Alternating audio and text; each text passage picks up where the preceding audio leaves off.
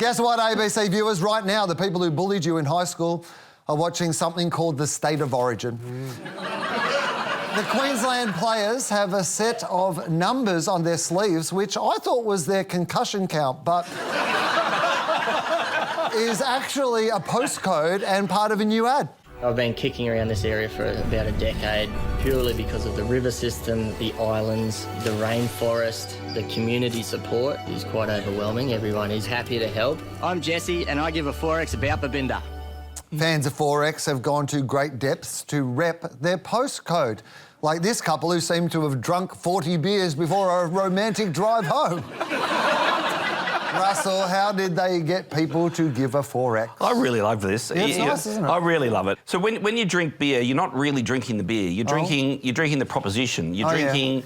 Mate, officer, I just had a couple of propositions. I can drive, mate. 2.5 propositions an hour, every hour. So when you drink a Great Northern, you're drinking fishing with the mates, or when you drink a VB, you're drinking, reward for effort. And when you're drinking 4X, you're drinking Queensland pride, and they're doubling down on what ultimately is the core to their brand. And then there's sort of a modern cleverness to it, whereby, you can create some sort of collectible, and then you then get people taking photographs. They then put it on their social media. So you're using the public in order to promote your brand, which, as I say, that is more of a modern phenomena. But ultimately, they are really core 4X. You are asking people to drink Queensland pride. Yeah. I think the insight is very sharp, which is, sport is about identity and identity is tribalism. Mm-hmm. And by putting the postal code on their arm, it's not a tribute to the brand, it's a tribute to the community that made that player. They're playing up this idea of corporate sponsorship for personal pride. And personalization is probably the biggest trend in marketing, both in product development and in advertising. And the reason is because we are drowning in content. So relevance is the new reach. And nothing says more relevant than, this is about me. This is about my community. And they play that very, very well. I think it's smart. It may be somewhat of a rip-off of Share a Coke.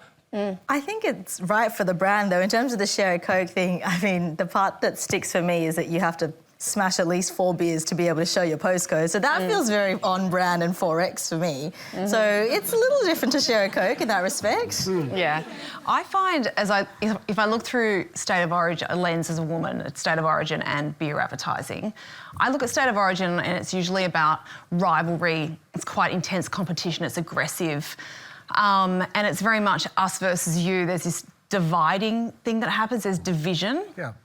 And so with this campaign, I actually got goosebumps the first time I watched that ad, which is such a strange response to a beer commercial, which I think is just so beautiful. It's actually about local community and pride. It feels like a bit like a tourism campaign. The voiceover of Old Mate from the country is beautiful.